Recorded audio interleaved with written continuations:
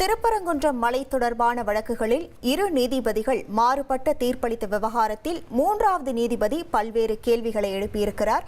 அதற்கு தமிழக அரசும் விளக்கம் அளித்திருக்கிறது. முழு விவரங்களோடு இணைகிறார் நமது செய்தியாளர் மாரிசாமி.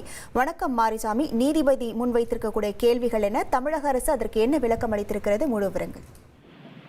திருப்பரங்குன்றம் மலை விவகாரம் தொடர்பான வழக்குகளில் இரு நீதிபதிகள் மாறுபட்ட நிலையில் தீர்ப்பளித்தனர். மெட்ராஸ் உயர்நீதிமன்ற மதுரை அமர்வில் இந்த வழக்குகள் வந்தபோது இரு நீதிபதிகள் கொண்ட அமர்வு மாறுபட்ட தீர்ப்பை அளித்தனர். இதனால் மூன்றாவது நீதிபதியாக விஜயகுமார் முன்பாக இன்று மெட்ராஸ் உயர்நீதிமன்ற மதுரை அமர்வில் இந்த வழக்குகள் மீண்டும் விசாரணைக்கு வந்தது. அப்பொழுது சிக்கந்தர் மலை என திருப்பரங்குன்றம் மலையை அழைப்பதற்கு என்ன ஆதாரம் உள்ளது, அதுபோக ஆடு கோழி பலியிட்டு கந்தூரி நடத்துவதற்கு அனுமதி இருக்கிறதா, நெல்லித்தோப்பு பகுதியில் இஸ்லாமியர்கள் தொழுகை நடத்துவதற்கு அனுமதி இருக்கிறதா என நீதிபதி தனது கேள்வியை எழுப்பினார். அதுபோக தீட்டு என்பதே மனித குலத்திற்கு எதிரானது. தீட்டு என்பது சாதியிலோ மதத்திலோ மனிதர்களுக்குள்ளாகவோ இருக்கக்கூடாது என்பதுதான் தமிழக அரசின் நிலைப்பாடு என தமிழ்நாடு அரசு தரப்பில் தனது வாதத்தை வழக்கறிஞர் முன்வைத்தார்.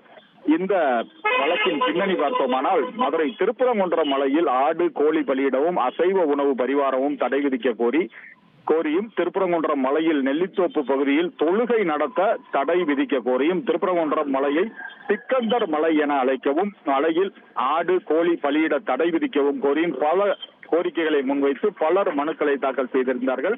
அவற்றை விசாரித்த நிசாபானு ஸ்ரீமதி ஆகியோர் கொண்ட இரு நீதிபதிகள் அமர்வு விசாரணை முடிவில் மாறுபட்ட தீர்ப்பை வழங்கினார்கள். இதனால் வழக்கு மூணாவது நீதிபதியின் முன்பாக பட்டியலிடப்பட்டது.